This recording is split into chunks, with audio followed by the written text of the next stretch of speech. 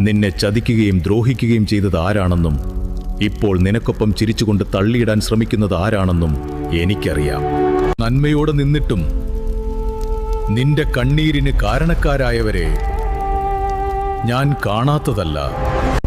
നിന്റെ കണ്ണിൽ നിന്ന് വീണ ഓരോ തുള്ളി കണ്ണീരും, നീ വിഷമിച്ച നിമിഷങ്ങളും എന്റെ കണക്കിലുണ്ട്.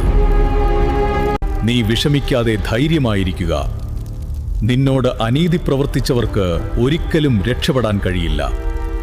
അവർക്ക് ഞാനൊരു സമയം കൊടുത്തിട്ടുണ്ട്. അതുവരെയും വിജയിച്ച സന്തോഷത്തിൽ അവർ കഴിയട്ടെ. ആ സമയം കഴിയുന്നത് മുതൽ നിനക്ക് വേണ്ടി ഞാനൊരു തുടക്കമിടും.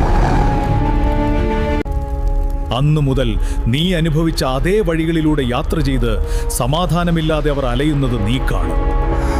നിന്റെ കണ്ണീരിന് മറുപടി കൊടുക്കുന്ന നാളുകൾക്ക് അധിക ദൂരമില്ല. നീ ഭയപ്പെടേണ്ട.